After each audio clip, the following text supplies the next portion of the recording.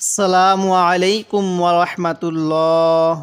আমরা যারা কোরআন পড়তে পারি কিন্তু আমাদের পড়া সহি শুদ্ধ হচ্ছে না এবং আমরা যারা প্রাথমিক কোরআন শিখতেছি, আজকের এই ভিডিওটি তাদের জন্য অত্যন্ত গুরুত্বপূর্ণ একটি ভিডিও। কারণ আমি প্রত্যেকটি ভিডিওর মধ্যে তাজবিদ সহ বানান করে ভেঙ্গে ভেঙ্গে শব্দে শব্দে উচ্চারণ করে শিখাই, যাতে করে আপনি দ্রুত কোরআন সহি শুদ্ধভাবে রিডিং পড়তে পারেন। তো আজকে আমরা সূরা ইয়াসিনের 55 নং আয়াতের পর থেকে আলোচনা করব। তো চলুন আমরা ভিডিওটি শুরু করি। বিসমিল্লাহির রহমানির রহিম। হা লাগবে এই মিমের সাথে হুম, ওয়া জবর ওয়া, হুম ওয়া। হামজা লাগবে এই জাহের সাথে আজ, ওয়া আলিফ জবর ওয়া, ওয়া আজ ওয়া। এই ওয়াওয়ের মধ্যে আমরা এক আলিফ টান দিব, কারণ জবরের বামে যখন দেখব খালি আলিফ তখন সেখানে আমরা এক আলিফ টান দিব। হুম ওয়া আজ ওয়া। জিম পেশ জু, হা মিম পেশ হুম, জু হুম। আজ ওয়া জু হুম। ফায়াজের ফি। তো এখানে আমরা এক আলিফ টান দিব, কারণ জেরের বামে ইয়া সাকিন, এজন্য আমরা এখানে এক আলিফ টান দিব। হুম ওয়া আজ ওয়া জু হুম ফি। জজের জি, লাম খারাজবর লা, এক আলিফ টান দিব, কারণ খারাজবর খারাজের উল্টা পেশ হলে আমরা সেখানে এক আলিফ টান দিব। লাম দুইজের লিন, ফি দিলা লিন। এখানে গুণনা করব না, কারণ এই তানবিনের পরে এই যে ইজহারে হরফ আছে, এই জন্য আমরা গুণনা করব না। হুম ওয়া আজওয়াজুহুম ফি দিলালিন।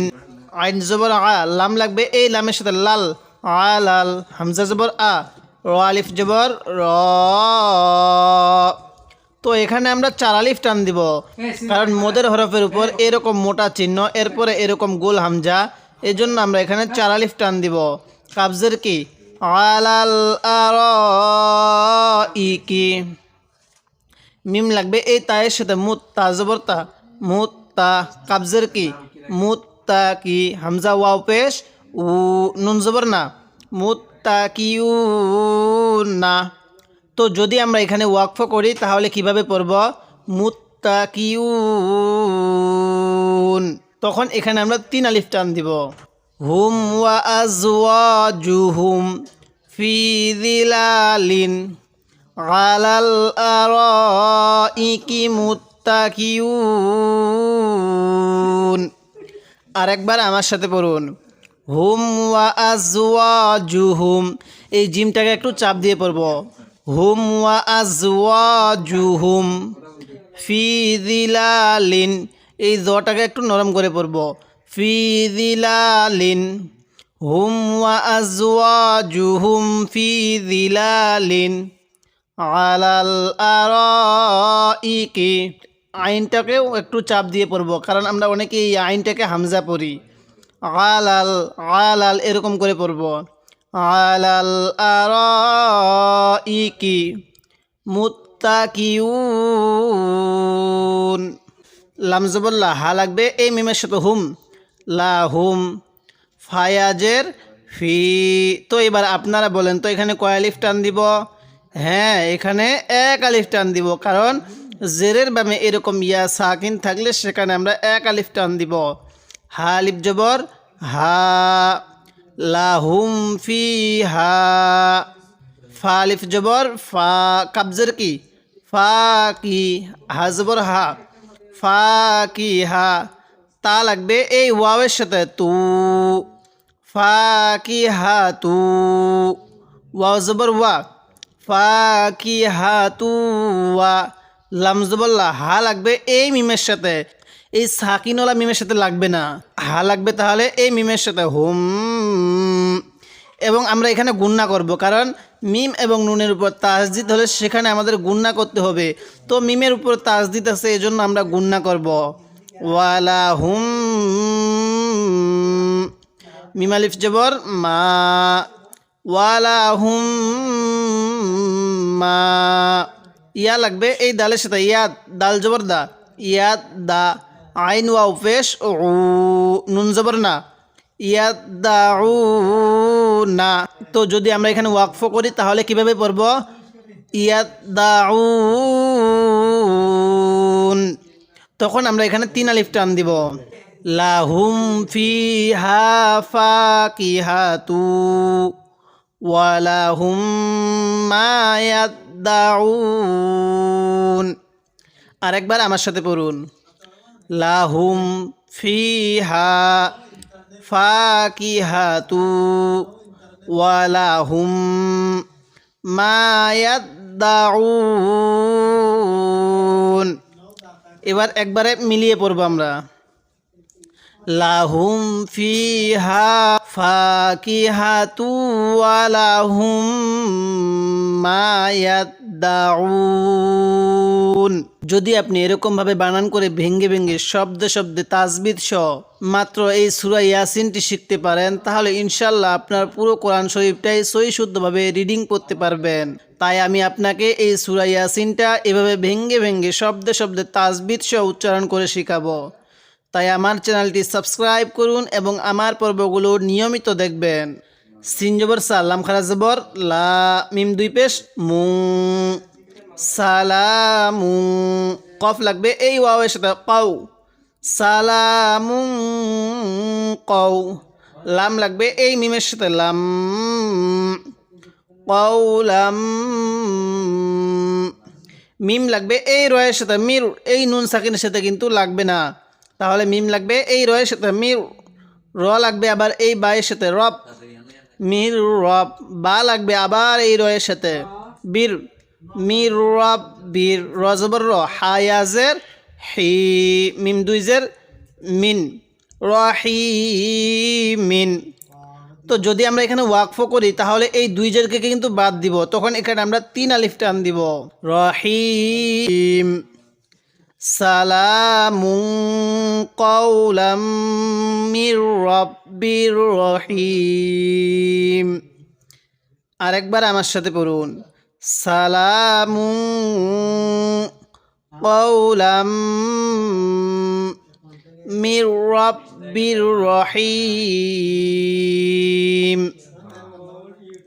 ওয়াও লাগবে এই মিমের সাথে ওয়াম, তা আলিফ জবর তা, ওয়াম তা। ঝা লাগবে এই লামের সাথে জুল, এই ওয়াওয়ের সাথে কিন্তু লাগবে না, কারণ ওয়াওটা খালি, এই দোনো আলিফও খালি। এজন্য আমরা ঝাকে এই লামের সাথে লাগিয়ে দিব, ঝুল। ওয়াম তা ঝুল। ইয়া লাগবে এই ওয়াওয়ের সাথে ইয়াও, মিম জবর মা, ইয়াও মা। ওয়াম তা ঝুল ইয়াও মা। হামজা লাগবে এই ইয়ার সাথে আই, ইয়া পেশ ইউ, আই ইউ। হা লাগবে এই লামের সাথে হাল, আই ইউ হাল। মিম লাগবে এই জিমের সাথে মুজ, রজের রি, মুজ রি। মিম ওয়াও পেশ মু, নুন জবর না, মুজ রি মু না। তো এবার আপনারা বলেন তো, যদি আমি এখানে ওয়াকফ করি তাহলে কয় আলিফ টান দিব? হ্যাঁ, এখানে আমরা 3 আলিফ টান দিব তখন। ওয়াম তা ঝুল ইয়াও মা আই ইউ হাল মুজরিমুন। আরেকবার আমার সাথে সাথে পড়ুন, ওয়াম তা ঝুল, ওয়াম তা ঝুল ইয়াও মা আই ইউ হাল মুজরিমুন। এবার আমরা মিলিয়ে পড়ব, ওয়ামতাজুল ইয়াউমা আইয়ুহাল মুজরিমুন। হামজা জবর আলাম লাগবে এই মিমের সাথে লাম, আলাম। হামজা লাগবে এই আইনের সাথে আ, হা লাগবে বার এই দালের সাথে হাদ, আ হাদ। আইনটাকে একটু চাপ দিয়ে পড়বো আর এখানে একটু কলকলা করব, আ হাদ, আলাম আ হাদ। হামজাজের ই, লাম ইয়াজবর লাই, ইলাই, কাপ মিম পেশ কুম, ইলাইকুম। আলাম আহাদ ইলাইকুম। ইয়া খারা জবর ইয়া। তো এবার আপনি বলেন তো এখানে কয় আলিফ টান দিব? হ্যাঁ, 1 আলিফ টান দিব। বা জবর বা, ইয়া বা, নুনিয়াজের নি। তো এবার বলেন তো এখানে কয় আলিফ টান দিব? হ্যাঁ, এখানে 3 আলিফ টান দিব। অনেকে হয়তো বলতেছেন যে 1 আলিফ টান দিব, এখানে আমরা 1 আলিফ টান দিব না, এখানে 3 আলিফ টান দিব। কারণ মদের হরফের উপর যখন এরকম চিকন চিহ্ন থাকবে, এরপরে যখন এরকম লম্বা হামজা থাকবে, তখন সেখানে আমরা 3 আলিফ টান দিব। তো ইয়াটা মদের হরফ, এর উপরে এরকম চিকন চিহ্ন, এরপরে এরকম লম্বা হামজা, তো আমরা এখানে 3 আলিফ টান দিব। ইয়া বানি, হামজা খারা জবর আ, দাল জবর দা, মিম জবর মা, আদামা। আলাম আহাদ ইলাইকুম ইয়া বানি আদামা। হামজা লাগবে এই লামের সাথে, আল এই নুন সাকিনের সাথে কিন্তু লাগবে না। যখন দেখব সাকিনওয়ালা হরফের পর তাজদিদওয়ালা হরফ আসছে, তো ওই জায়গার মধ্যে আমরা এই সাকিনওয়ালা হরফটাকে বাদ দিব। তাহলে হামজা লাগবে এই লামের সাথে, আল লাম আলিফ জবর লা, আল্লাহ। তা লাগবে এই আইনের সাথে, তা আইনটা একটু চাপ দিয়ে পড়বো, অনেকে আমরা এই আইনকে হামজা পড়ি। বা পেশ বু, দাল লাগবে এই সিনের সাথে, দাল লাগবে তাহলে এই সিনের সাথে, দুস। দেখুন এখানে এই ওয়াওটাও খালি, এই দোনো আলিফও খালি, এই লামও খালি, দাল লাগবে তাহলে এই সিনের সাথে, দুস। লা তা'বুদুস, শিন লাগবে এই ইয়ায়ের সাথে, শাই। ত খারা জবর ত, নুন জবর না, শাই ত না। আমরা এখন এই জায়গার মধ্যে ওয়াকফ করব, তো কিভাবে পড়ব? শাইতান, তখন কিন্তু নুনটাকে সাকিন করে দিব।